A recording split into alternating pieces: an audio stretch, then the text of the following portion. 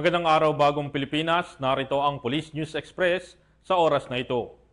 Sa gitna ng pagbuhos ng malakas na ulan dulot ng habagat, agad na rumisponde ang Northern Police District upang tulungan ang mga stranded na commuters sa iba't ibang bahagi ng kanilang nasasakupan.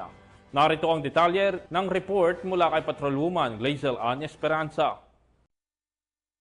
Sa gitna ng matinding pagulan na nagdulot ng biglaang pagbaha sa ilang bahagi ng Kamanava, agad na tumugon si Police Brigadier General Jerry V. Protasio, Acting District Director ng Northern Police District, upang tugunan ang mga pangangailangan ng mga na-stranded na commuters kasama ang kanyang mga personal mula sa NPD.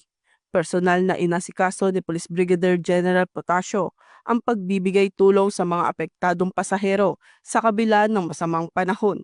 Hindi nag-atubiling magsagawa ng rescue ang mga kapulisan upang matiyak ang kaayusan at kaligtasan sa mga pangunahing lansangan.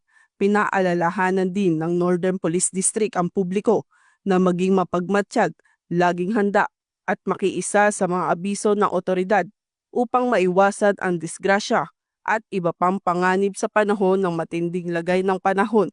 Sa pamamagitan ng agarang aksyon, muling pinatunayan ng pamunuan ng Northern Police District ang kahandaan at dedikasyon ng kapulisan sa pagtugon sa mga hamon ng kalikasan at pangangailangan ng ating mga komunidad.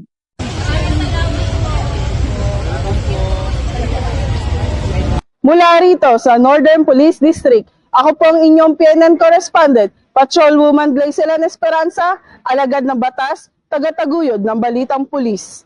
Maraming salamat Patrolwoman Esperanza. At para sa iba pang napapanahong balita ng pampulisya, laging tumutok sa Police News Network.